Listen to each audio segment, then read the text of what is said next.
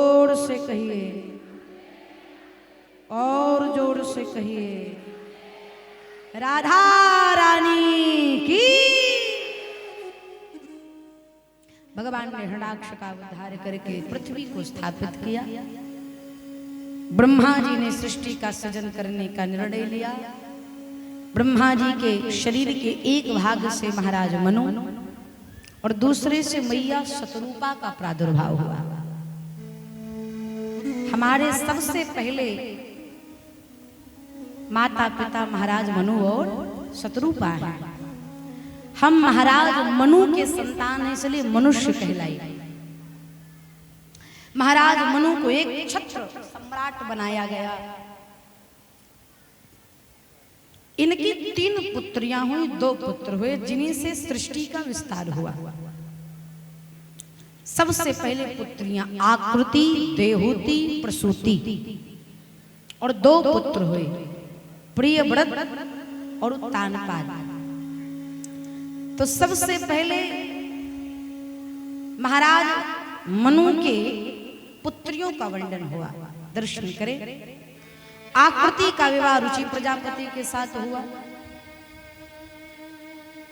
प्रसूति का विवाह दक्ष प्रजापति के साथ हुआ, जिनकी पुत्री हुई सती, जिनका विवाह भगवान शिव के साथ हुआ। बोलिए गौरी शंकर भगवान की। महाराज मनु की तीसरी पुत्री है, जिनका नाम है देहूति, जिनका विवाह ऋषि श्रेष्ठ कर्दम के साथ हुआ। महाराज कर्दम जी के बड़े कर्दम जी कर माने, इंद्रियां दमन माने, जो जीत लिया। ऐसे ऋषि श्रेष्ठ कर्दम जी के साथ मैया देहूति का विवाह हुआ।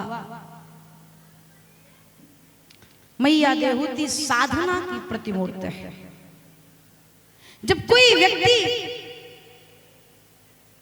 अपनी इंद्रियों को नियंत्रित करके साधना करता है, तो उसके हृदय के भवन में नवधा भक्ति का प्रादुर्भाव होता है।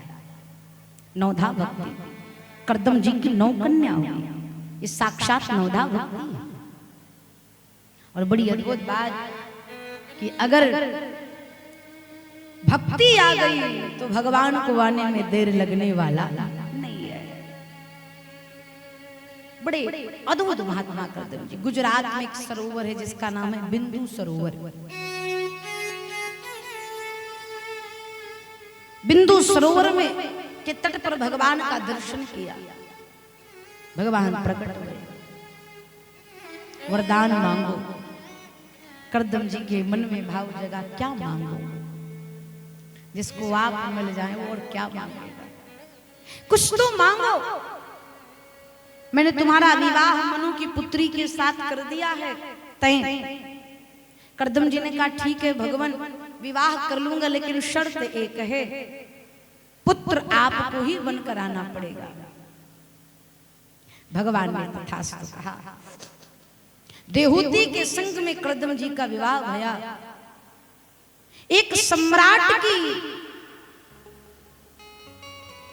पुत्री।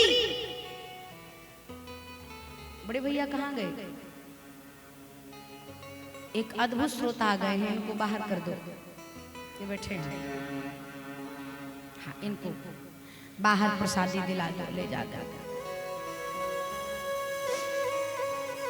विवाह किया, सुधर्मा पत्नी प्राप्त किए, तो भगवान को धन्यवाद करने के लिए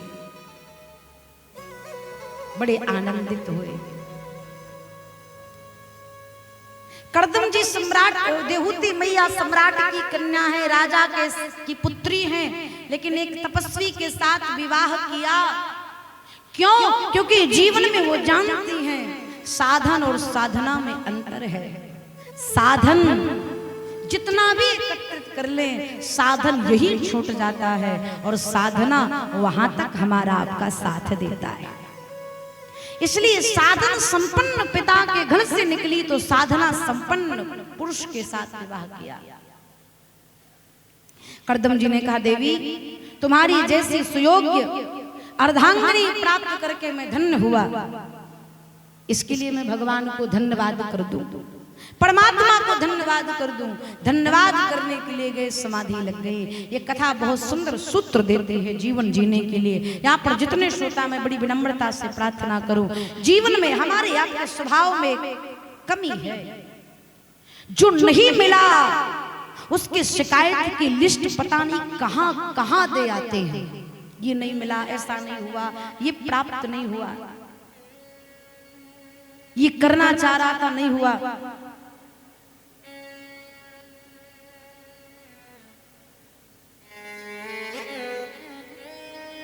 जो नहीं मिला उसकी शिकायत है, लेकिन सच बताओ जो मिल गया है, क्या उसके लिए भगवान को धन्यवाद करें?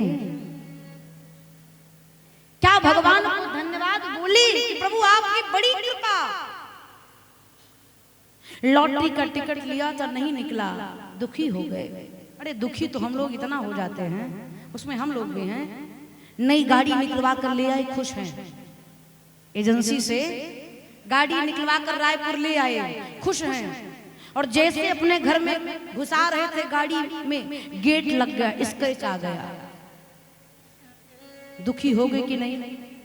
सारी खुशी उसी क्षण समाप्त हो जाएगी। क्यों? स्क्रैच आ गया। इतना छोटा सा स्क्रैच पूरी लाई हुई गाड़ी की प्रसन्नता पर पानी फेर देगा। यही मनुष्य है, यही जीवन है। जो मिला उसके लिए धन्यवाद नहीं, और जो नहीं मिला उसके लिए शिकायत है, ये नहीं मिला। अच्छा, जीवन में स्वभाव बनाइए। जो दौलत मिली है वो भी इनकी कृपा की बदौलत मिली है, इसलिए भगवान को धन्यवाद करो। धन्यवाद करने का स्वभाव आ गया तो शिकायत छूट जाएगी। मैं हमेशा कहती हूं, उपहार देने वाले को धन्यवाद करते। भैया बदबू कर रहा है, बोल नहीं पाएंगे, बदबू कर रहा है, यहां तक आ रहा है। अब बताओ जब हिया आ रहा है तो हुआ वाले की क्या दशा हुई?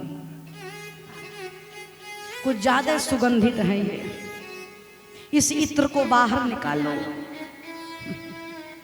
इतना सुगंध तो श्याम दरबार में भी नहीं होता जितना यहाँ हो रहा है। बोलिए भक्त वत्सल भगवान की। एक बार प्रेम से कहो राधे राधे। भगवान को धन्यवाद करने का स्वभाव बनाओ। कोई सोने की अंगूठी दे तो उसे थैंक यू बोलो, लेकिन उससे पहले जिसने अंगूठी पहनने के लिए उंगली दिया है उसे थैंक यू बोलो कि प्रभु आपकी बड़ी कृपा। अरे कान दिए, कान से सुन सकते हो, नेत्र से देख सकते हो, जिह्वा से बोल सकते हो, भगवान के कीर्तन में नाच सकते हो, भगवान के कीर्तन में ताली बजा सकते हो। सच बताऊं, इससे बड़ा सौभाग्य का विषय कुछ और नहीं हो सकता। इससे बढ़िया भगवान की कृपा कुछ नहीं हो सकती। अभी मेरी कथा बिहार में थी, एक माता जी आई, 82 साल की थी, और बिना लाठी डंडा के एकदम चकाचक। बोले देवी जी भगवान की कृपा नहीं हो रही है, कुछ ऐसा मंत्र बताओ कि कृपा हो जाए। हमने कहा माई कै साल की हो? बोली 82। हमने कहा दांत भाई बिना चश्मा के दिख रहा है, कान में मशीन नहीं लगी है। हमने कहा माई इससे बड़ी और कृपा का चाहिए?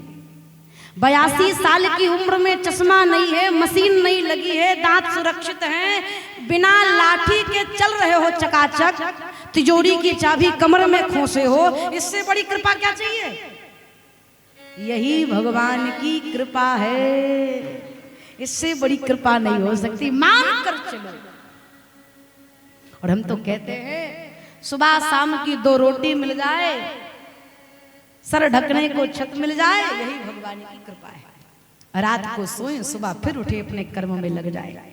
महाराज करदम जी की समाधि लग गई, मैया देहूती ने आकर सेवा करी। वर्ष बीत गए, मां जर्जर हो गई। वर्षों बाद करदम जी की समाधि टूटी। बिंदु सरोवर में मां को स्नान कराया। सुंदर कंचन जैसी 16 वर्ष की कन्या हो गई। कामक विमान उत्पन्न किया। विमान पर बैठकर भ्रमण करने के लिए गए। भ्रमण करते करते करदम जी को 9 कन्या हो गई, 9 धावक थी। दसम गर्भ में साक्षात भगवान श्री हरि कपिल भगवान के रूप में प्रकट हुए। बोले कपिल भगवान की। कपिल भगवान प्रकट हुए। महाराज करदम जी ने कहा मैं वन चला जाऊंगा। मैया ने कहा अवश्य जाइए, लेकिन बेटियों के हाथ भी लेकर दो। तो ब्रह्मा जी के 9 पुत्रों के साथ करदम जी की 9 पुत्रियों का विवाह हुआ। कला का विवाह मारीची के साथ। मैया अनसुईया करदम जी की पुत्री है, इनका विवाह अत्रि ऋषि के साथ हुआ, जिन्होंने ब्रह्मा विष्णु महेश को पालने में पधरा दिया था। पालने वाले को पलने में पलना पड़ा, वक्त ने जिस दम जिसे चाहा चलना पड़ा। ऐसी मैया अनसुईया अरुंधति करदम जी की पुत्री हैं, जिनका विवाह वशिष्ठ भगवान के साथ था। सूर्यवंश के कुलवती। क्रिया का विवाह ग्रंथों के साथ, अबरीबू का विवाह पुलस्त के साथ, श्रद्धा का विवाह अंगिरा के साथ। ऐसे करके 9 कन्याओं का विवाह। बेटियां ससुराल चली गई। करदम जी भगवान को प्रणाम करके जंगल चले गए। बचे माँ और पुत्र। कपिल भगवान ने के सम्मुख मैया देहूती बैठी। यहाँ पर कपिला अष्टाध्यायी प्रारंभ होता। 8 अध्यायों में कपिल भगवान मैया देहूती का संवाद है, जिसको कपिला अष्टाध्यायी कहते हैं। तत्व ज्ञान, आत्मा क्या है, तत्व क्या है, ब्रह्म क्या है, मन क्या है, इंद्रियों को कैसे नियंत्रित किया जाए, ये सारी गतिविधि कपिल भगवान ने मैया देहूती को बताया। हम सब श्रवणपान कर चुके हैं। माँ देहूती कपिल भगवान के सुंदर वाणी को सुनकर के उनका शरीर सिद्धिता नामक नदी बनकर प्रवाहित होने लगा। भगवान ने माँ को प्रणाम किया और गंगा सागर के मध्य में जाकर विराजमान हो गए। बोलिए कपिल भगवान की। एक बार प्रेम से कहें राधे राधे। सुखदेव जी महाराज परीक्षित जी से कहते हैं राजन, अब महाराज मनु के पुत्रों का वर्णन हुआ। महाराज मनु के 2 पुत्र हैं, प्रियव्रत और उत्तानपाद। तो हम सब इस प्रसंग में बढ़े बड़े प्रेम के साथ, एकाग्रता के साथ 2 बार कीर्तन कर लें, फिर हम सब बढ़ेंगे। बड़ी श्रद्धा के साथ हाथ जोड़कर निवेदन, जो समय थोड़ा सा शेष है उसमें बड़ी प्रेम के साथ हम सब सुनेंगे। बोलिए भक्तवत्सल भगवान की जय। जय राधा रमन हरि बोल। जय जय राधा रमन हरि बोल। जय जय राधा रमन हरि बोल। जय जय राधा रमन हरि बोल। जय जय राधा रमन हरि बोल। जय जय राधा रमन हरि बोल। जय जय राधा रमन हरि बोल।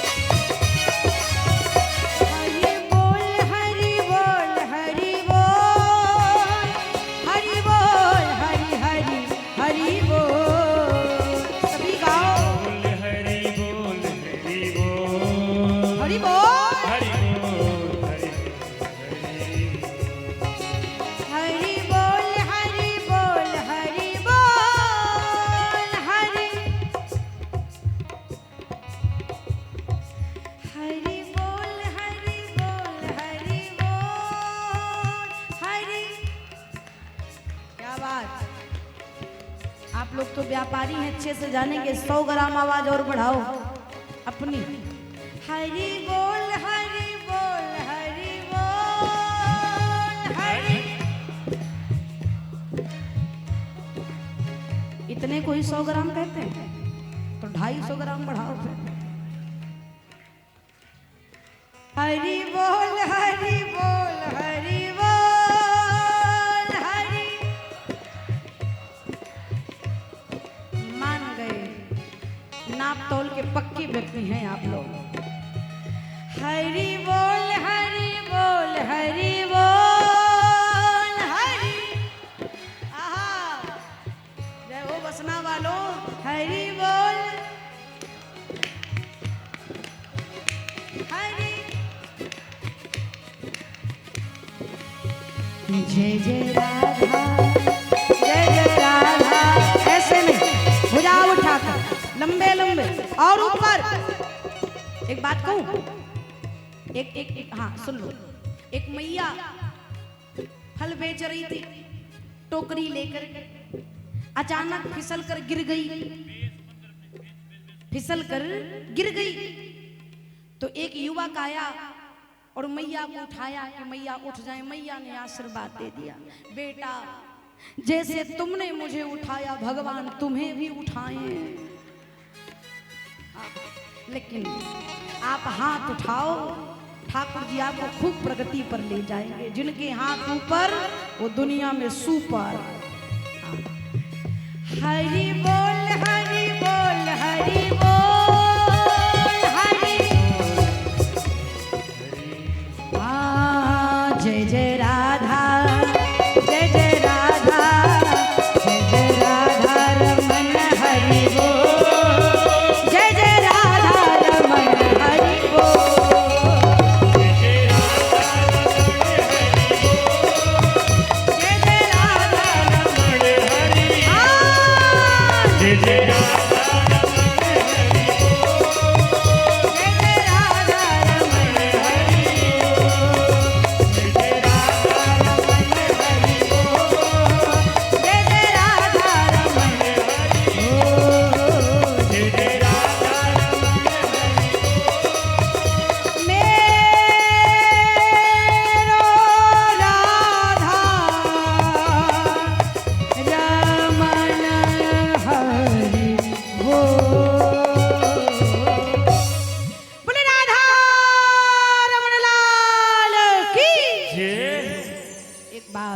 से कहें राधे राधे। अब कुछ नहीं कहेंगे, नहीं बस अब सुनो, ध्यान से सुनो, एकाग्रता से सुनो। जय हो। महाराज मनु के 2 पुत्र हैं, प्रियव्रत और उत्तानपाद। तो सबसे पहले उत्तानपाद की चर्चा आई। राजा उत्तानपाद की 2 पत्नियां हैं। एक का नाम है सुनीति, दूसरे का नाम है सुरुचि। उत्तानपाद कौन है? तो शास्त्र कहता है उत ऊर्ध्व पादो यस्य सः उत्तानपादः। हम सब उत्तानपाद हैं, जिसके पैर ऊपर सर नीचे। माँ के पेट में रहते हैं तो शिशु की यही दशा रहती है, पैर ऊपर रहते हैं सर नीचे। हम सब उत्तानपाद हैं। हमारी आपकी भी 2 पत्नियां हैं, सुनीति और सुरुचि, अर्थात स्वभाव और प्रभाव। ये 2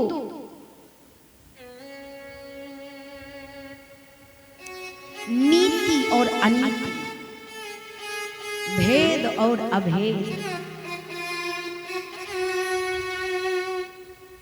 राजा उत्तानपाद की रुचि में ज्यादा थी, सुरुचि में नहीं थी। सुरुचि में ज्यादा था, सुनीति में नहीं, क्योंकि सुनीति सुंदर नीति के साथ जो जीवन यापन करे वो सुनीति है। सुरुचि जो स्वयं की रुचि से जिए वो सुरुचि है। सत्य कहूं तो हमको आपको भी तो यही अच्छा लगता है। नीति से कौन चलना चाहता है? कोई बताए भी तो कहते अपनी नीति अपने पास रखो, हम अपने मन के मालिक हैं। कहते कि नहीं कहते, व्यवहार में कहते। और नीति अपने पास, हम अपने मन के अपनी रुचि के साथ चलते हैं। लेकिन एक बात निवेदन कर दूं, जो नीति के साथ चलता है उसके जीवन में ध्रुव जैसी स्थिरता आती है। ध्रुव माने स्थिर, अटल। बहुत गूढ़ता से दर्शन करिए। ध्रुव माने स्थिर, अटल। और जो रुचि से चलता है उसके जीवन में उत्तम, उत्तम माने पदार्थ। कहते भैया आपने बड़ी उत्तम व्यवस्था करी, बड़ी अच्छी व्यवस्था करी। उत्तम चीजें, अच्छी चीजें खाते रहो, खाते रहो, खाते रहो। ज्यादा खा लोगे तो डॉक्टर कहेगा इसको छोड़ना पड़ेगा, कम नहीं करना पड़ेगा, छोड़ना पड़ेगा, इसको छोड़ना पड़ेगा। इसलिए ज्यादा उत्तम के पीछे मत भागो, फिर भागना है तो ध्रुव के पीछे भागो। स्थिरता आए जीवन में, अटलता आए जीवन में। कुछ ऐसा प्राप्त कर लो जहां ठहर जाओ। बहुत भागने से मंजिल पीछे छूट जाती है। कभी ठहर कर देखो। क्या देखो? दिल्ली कितनी दूर है ये मत देखो, आत्मा से परमात्मा कितना दूर है इसको देखने का प्रयास करो। ईश्वर को खोजने के लिए हम निकले हैं, कहां तक पहुंचे? एक बात कहूं, कई बार लोग कहते हैं भैया क्या करूं, पूजन करने बैठता हूं, माला करने बैठता हूं, मन नहीं लगता। वो तुम इकलौते नहीं हो, हमारा भी कभी कभी नहीं लगता। इसका मतलब ये नहीं है कि हम माला छोड़ दें। कथा में आओ, मन लगे या ना लगे बैठे रहो, जबरदस्ती बैठो। अच्छा बताओ भैया, आप ट्रेन पर यात्रा कर रहे हो, ट्रेन पर, तो ट्रेन पर जब यात्रा करते हैं तो क्या ट्रेन का ड्राइवर आकर यात्री से पूछता भाई साहब आपका मन लग रहा है कि नहीं? हाँ या ना पूछता है? हाँ या ना बोलो ना। नहीं ना, ड्राइवर पूछने नहीं आएगा कि आपका मन लग रहा है कि नहीं। ना लग रहा हो तो पॉपकॉर्न मंगवा दूं, चाय मंगवा दूं, थोड़ी पूछता है। आप ट्रेन पर बैठे, आपका मन लगे या ना लगे, लेकिन ट्रेन का ड्राइवर आपको मंजिल तक पहुंचा देगा। उसी प्रकार से हाथ जोड़कर प्रार्थना करो, कथा पंडाल में बैठो, मन लगे या ना लगे, वक्त अपनी वाणी से भगवान तक पहुंचा देगा। बस बैठे रहो, स्थिरता बनी रहे, भागो मत। मैंने कहा ना, बहुत भागने से रिश्ते, मंजिल पीछे छूट जाती। कहीं ऐसा हो आप गए और कोई सूत्र यहां से निकल जाए। आहा, सुखदेव जी महाराज परीक्षित जी से कहते हैं, राजन उत्तान पाद की रुचि सुरुचि में जा जाती, सुनती में नहीं थे। सुनती के गर्भ से ध्रुव का जन्म हुआ और सुरुचि के गर्भ से बालक का जन्म हुआ जिसका नाम उत्तम पड़ा। ध्रुव जी 5 वर्ष के हो गए लेकिन अभी तक अपने पिता से नहीं मिले, पिताजी से नहीं मिल पाए। ध्रुव जी जब अपने साथी संगी मित्रों को अपने पिता के साथ भ्रमण करते देखते तो ध्रुव जी का भी मन करता, मां मैं पिताजी के दर्शन कब करूंगा। सुनती मैया संभाल कर रखती कि जो तिरस्कार, जो अपमान उनको सहना पड़ रहा है, कहीं उसके बच्चे को ना सहना पड़े, इसलिए संभाल कर रखती, नहीं जानती। एक दिन ध्रुव जी महाराज बिना बताए सुंदर श्रृंगार कराए मां से और बिना बताए पिताजी का दर्शन करने के लिए महल पहुंच गए। सैनिकों ने द्वार रोका, कौन है आप? बोले मैं सुनती नंदन ध्रुव हूं, महाराज का पुत्र। सबने प्रणाम किया। ध्रुव जी भीतर गए। अभी तक तो कोई इच्छा नहीं थी, अभी तक तो कोई लालसा, सिर्फ एक लालसा थी कि पिताजी का दर्शन करूंगा, प्रणाम करके लौट आऊंगा। आहा, लेकिन जब ध्रुव जी सभा में पहुंचे तो देखा उत्तान पाद सिंहासन पर बैठे हैं और उत्तान पाद की गोद में सुरुचि का पुत्र उत्तम अपने पिता की गोद में बैठा है। उत्तानपाद बड़े प्रेम से अपने पुत्र के सर पर हाथ फेर रहे हैं, लाड लड़ा रहे हैं, स्नेह कर रहे हैं। जब ये दृश्य ध्रुव जी ने देखा तब ध्रुव जी के मन में एक भाव जग गया, वैसे कोई भाव नहीं था, देखकर जग गया कि जो सुख मेरे भाई को मिल रहा है, काश मुझे भी पिता की गोद में बैठने का सुख मिल जाए। एक बात कहूं, अगर समय से पहले पिता चला जाता है तो बच्चे का बचपन छूट जाता है।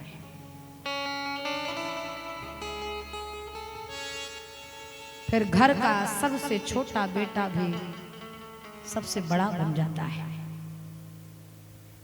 उसको लगता है कि अब इस घर का दायित्व तो मुझे उठाना है, मुझे संभालना है।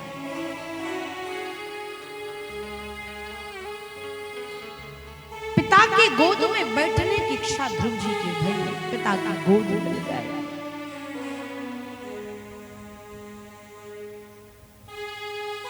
मैं हमेशा इस बात को कहती हूँ कि पता नहीं कितने ने अनुभव भी किया होगा जीवन में, जिसके ऊपर पड़ी है वो झेल रहा होगा कि बाजार में कोई वस्तु पसंद आ जाती है तो पसंद होते हुए भी मन को मारना पड़ता है। लगता है बाबूजी होते तो दिला देते, खुद की जेब से पैसा निकाल करके खुद की इच्छाओं को पूरी करने की क्षमता नहीं रह जाती। फिर पिता नहीं है, 70% इच्छाएं मर जाती हैं, बचपना नहीं रह जाता। फिर अभी मैं आज ही, मुझे एक व्यक्ति ने वीडियो भेजा, बिहार की एक बिटिया है, 10 साल की बिटिया है, पढ़ने गई है और उसकी गोद में 1 साल का उसका भाई है। पिता थे नहीं, पिता पहले चले गए और 6 दिन पहले उसकी मां की मृत्यु हो गई। तो वो बहन स्कूल भी आई तो अपनी गोद में अपने 1 साल के भाई को लेकर आई। क्या उसके घर में और कोई लोग नहीं रहे होंगे और कोई सदस्य नहीं रहे होंगे, लेकिन वो बड़ी बहन जान गई कि आज के बाद मैं इसकी बहन नहीं, इसकी मां भी हूं और इसके पिता भी हूं। स्कूल आई तो गोद में लेकर अपने भाई को आई।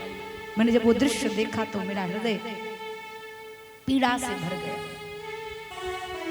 ध्रुव जी के मन में एक जिज्ञासा, पिता की गोद में बैठो। बोल पड़े, सुनती पुत्र ध्रुव के ध्रुव का प्रणाम स्वीकार करो पिताश्री। जैसे सुना मेरा पुत्र है, आहा, उत्तानपाद ने अपनी बाहें फैला दी। आओ पुत्र आओ, मैं तुम्हें अपने हृदय से लगा लूं, मैं तुम्हें अपनी गोद में बिठा लूं। ध्रुव जी दौड़ पड़े। पिता की गोद में 5 साल के बालक हैं, 5 वर्ष में पहली बार पिता के गोद का सुख पाया। उस सुख का वर्णन नहीं किया जा सकता। ध्रुव जी आनंदित हैं, गदगद हैं, मानो मन ही मन में सोच रहे हैं, आज मैं धन्य हो गया।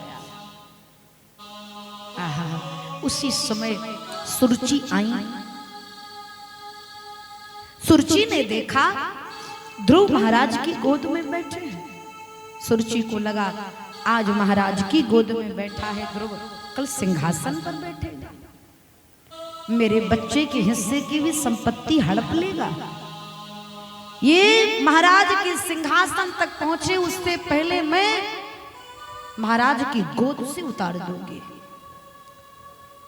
सुरुचि ने छोटे से बालक ध्रुव का हाथ पकड़ करके राजा उत्तानपाद की गोद से झटक करके नीचे फेंक दिया।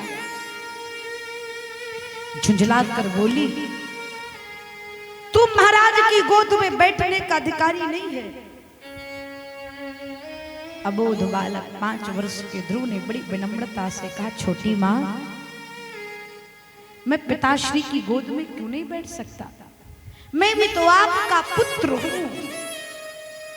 सुरुचि ने कहा, नहीं, मेरा पुत्र एक है उत्तम, अगर तू महाराज की गोद में बैठना चाहता है तो जा, जंगल में जाकर तपस्या कर, भगवान प्रसन्न हो जाएं तो उनसे वरदान मांगना कि तेरा जन्म मेरी कोख से हो, और जब तू मेरी कोख से जन्म लेगा तब महाराज की गोद में बैठने का अधिकारी होगा। उस अभागन स्तुति की कोख से जन्म लेने के बाद महाराज की गोद की कल्पना करता है।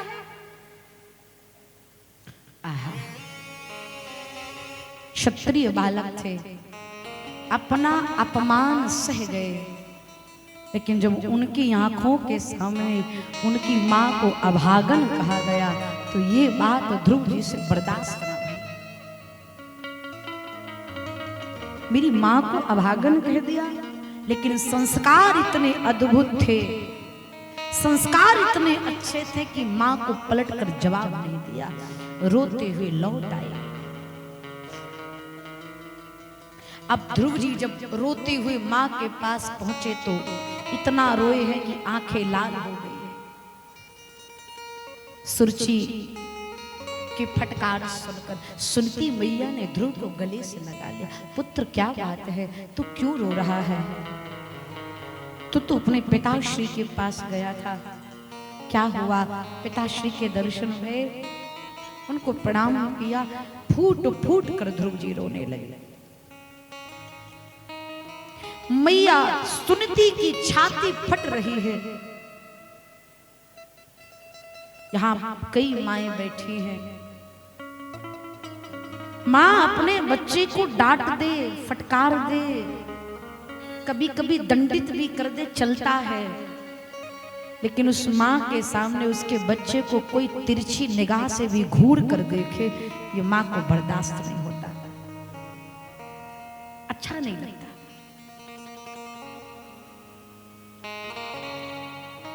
मां स्वयं सारी पीड़ाओं को सह जाती है, लेकिन वो सोचती यही है कि जब तक मैं जीवित हूं मेरे बच्चे पर कोई पीड़ा ना आने पाए, कोई तकलीफ ना आने पाए।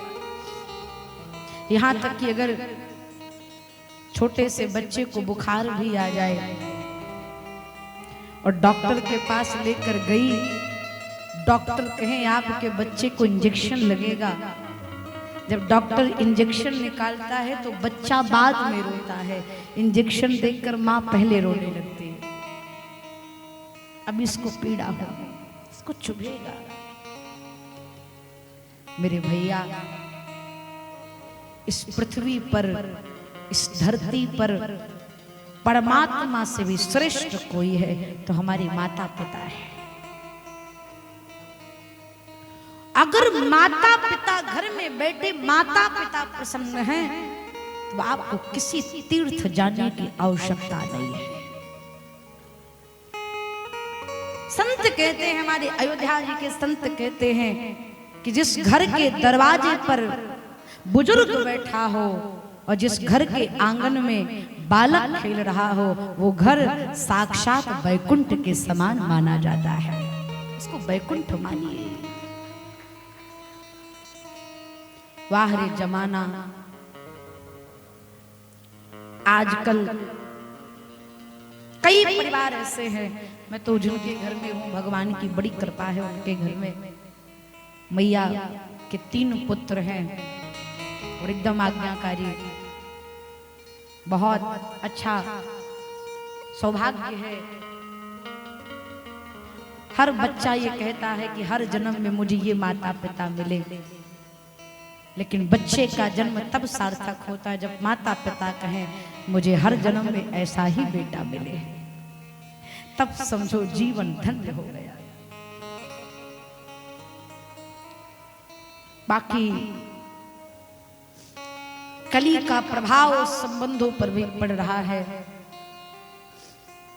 आज स्थिति ये हो गई है अपने समाज की कि जो मां 9 महीने अपने बच्चे को पेट में रखती है, वही बच्चे जब बड़े हो जाते हैं तो मां को अपने घर में नहीं रख पाते, टेंशन होती है। फिर क्या करो, वृद्ध आश्रम छोड़ाओ।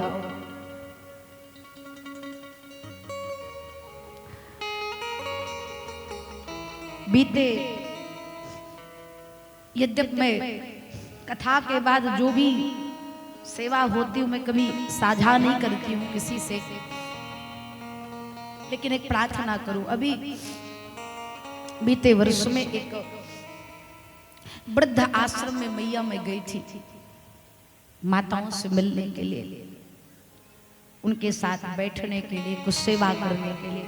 ये मैं पहली बार शायद बता रही हूँ, मैंने कभी कथा के बाद जो भी सत्कर्म होता है, जो भी सेवा होती है, मैं कभी मंच पर नहीं बताती और न कभी सोशल मीडिया पर डालती हूँ। तो मैं गई, कुछ सेवा थी देने के लिए, तो मैंने देखा एक बूढ़ी माँ अपने कमरे के दरवाजे की खिड़की से भैया झांक रही थी। सामने से रोड गई थी, रोड सड़क गई थी। हमने सब माताओं को जो मेरे पास यथाशक्ति था मैंने दिया।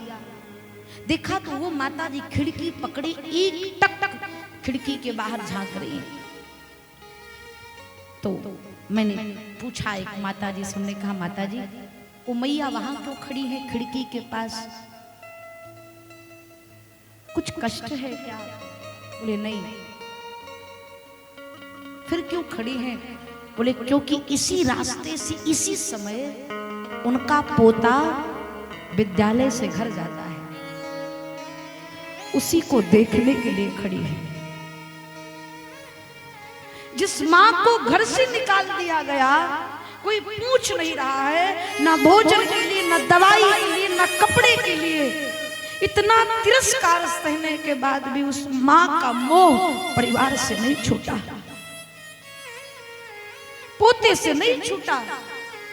अरे हजार दुष्कर्म करिए लेकिन मां के मुख से कभी अपने बच्चों के लिए बद्दुआ नहीं निकलती, दुआ छोड़कर कभी बद्दुआ नहीं निकलती, कभी नहीं। वो तो एक ही चीज कहती है कि अगर बच्ची से कोई गलती भी हो जाए तो माँ यही कहती है प्रभु इसकी सजा मुझे दे देना लेकिन मेरे बच्चे को मत देना। माँ वो है जो अपनी सारी पीड़ाओं को पी करके अपने बच्चे के चेहरे पर मुस्कान लाती है। इस संसार में जितना भी जप कर लो, तप कर लो, तीर्थ यात्रा कर लो, सत्कर्म कर लो, भजन कर लो, लेकिन मां के ऋण से कभी उऋण नहीं हो सकते।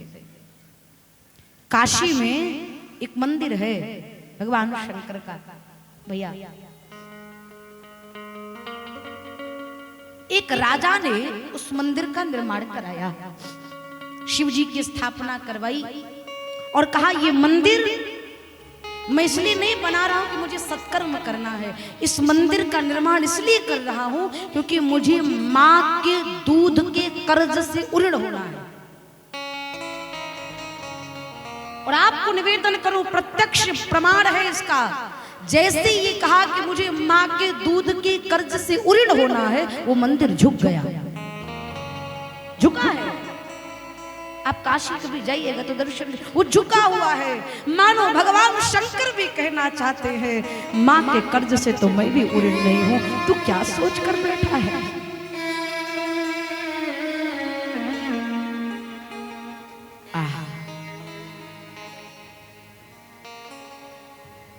अपने स्वरूप को समर्पित कर देते हैं। पेट में जब बच्चा लात मारता है तो मां खुश हो जाती है कि मेरा बच्चा लात मार रहा है, पैर मार रहा है। जब पहली बार बच्चा पहली बार अपनी वाणी से मां कह करके बुलाता है तो मानो मां इस संसार में उस समय अपने आप को सबसे ज्यादा सौभाग्यशाली समझती है कि आज मेरे बच्चे ने मुझे पहली बार मां कहकर पुकारा। और दुनिया जानता है बच्चा पहली बार बोलता है तो मां कहकर ही बोलता है। चोट लगती है तब मां निकलती है, भूख लगती है तब मां निकलती है, पीड़ा होती है तब मां निकलती है।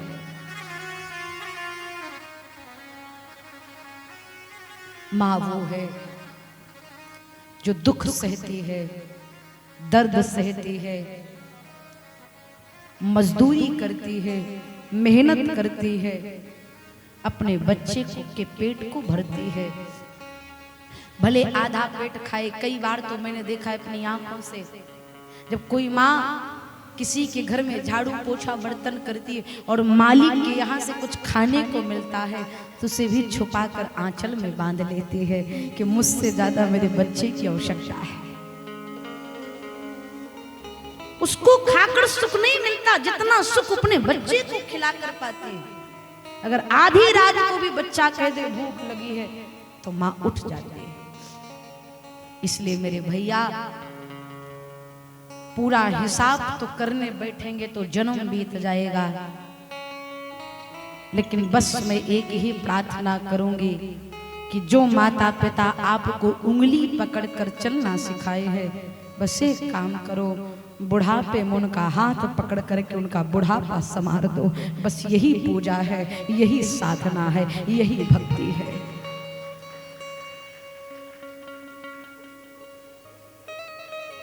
पिता की गोद में जब बच्चा खेलता है तो पिता यही कहता है, तुझे सूरज कहूं या चंदा, तुझे दीप कहूं या तारा, मेरा नाम करेगा रोशन, जग में मेरा राज दुलारा।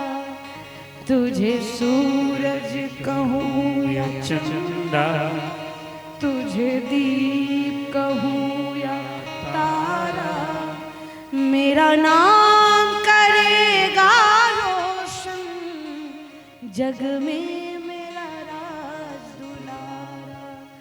मेरा नाम करेगा रोशन, जग में मेरा राज। इसलिए पिता जब अपने बच्चे को पहली बार बिठाता है तो अपने कंधे पर बिठाता है कि बेटा, जब कंधे पर बिठाता है तो बच्चे का सर पिता के सर से ऊपर हो जाता है भैया। तो पिता कहता है, जितनी मैंने दुनिया देखी है मेरा बेटा मुझसे ज्यादा दुनिया देखेगा, मुझसे ज्यादा संवारेगा, मुझसे ज्यादा बनाएगा। इस दुनिया में केवल और केवल पिता ऐसा होता है जो ये चाहता है कि मेरा बच्चा मुझसे ज्यादा प्रगति करे, मुझसे ज्यादा बढ़ोतरी करे। माँ की हर दुआ में, हर प्रार्थना में, हर विनती में केवल बच्चे की सफलता छुपी होती है। क्षमा करिएगा, आप दुकान से लौट कर आइए, कहीं से लौट कर आइए, बच्चे पूछते हैं पिताजी क्या लाए, पत्नी पूछती है कितना कमाए, लेकिन माँ पूछती है दिन भर में क्या खाए। दुनिया जेब देखती है, माँ पेट देखती है। कल मुझे भैया जी बता रहे थे, आदरणीय श्रीमान प्रमोद अग्रवाल जी कल बता रहे थे, दीदी जी मेरी माता जी ने जीवन भर संतों की सेवा की है। हाँ, पिताजी भगत अग्रवाल जी, जिनको भगत भगत जी कहते थे, कल ही बताए थे आप। वो नहीं खाते थे लेकिन मंदिरों में बैठे साधु संत को भोजन कराते थे। भोजन कम पड़ जाता था तो माताजी बार बार बनाते थे, लेकिन कभी ये नहीं कहते थे कि थक गई हूँ। उस समय तो मैंने उत्तर नहीं दिया, लेकिन अब दे रही हूँ। अगर आपके माता पिता ने संतों की सेवा नहीं की होती तो आप इस कथा में नहीं बैठे होते भैया। ये वही फलस्वरूप है। माता पिता के जीवन के सत्कर्म की पूंजी बच्चों के सामने आकर खड़ी होती। इसलिए सदैव माता पिता के ऋण से दबे रहिए। ऋण होना ही नहीं है। राम जी हनुमान जी से कभी बोले क्या कि हम तुम्हारे ऋण से ऋण होना चाहते? नहीं, होना ही नहीं है। कृतज्ञ बनकर